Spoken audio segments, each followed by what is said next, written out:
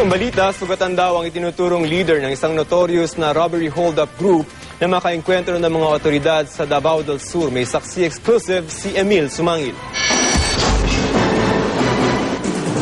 Matapos ang 6 na oras na biyahe mula Davao City hanggang Jose Abad Santos, Davao del Sur, 1 oras na biyahe ng bangka patungo sa Mount Bagsak at 9 na oras paakyat ng bundok.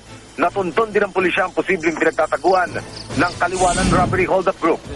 Pagputok ng liwanag, mas kakasabay na nilusok ng mga otoridad ang safe house ng 5 target.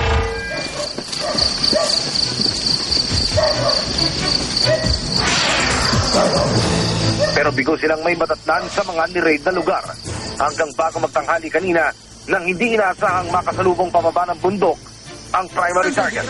Gisirahan ako, di batita. Tumagal na halos 20 minuto ang bakbakan.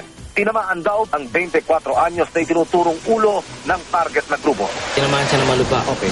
Sa may bandang tiyan, yung napalaban siya sa blocking team namin kaninang umaga. So ngayon, dahil sa lalim ng bangin na nahulugan niya, hindi natin matitirmin kung buhay pa ba siya. Ang 2 pang kapatid ni Kaliwanan, pati na ang kanilang ama at yuhin, nananatiling at large. Naging notorious dito sa Davao del Sur ang Kaliwanan Group dahil sinachap-chap nila ang mga katawan ng mga ninanakawan nila at hino-hold up. Masama talaga kasi pag gumawa sila ng krimen, yung karumal-dumal talaga. Paano nyo nasabi yun? Kasi lahat ng biktima nila tinatantad nila.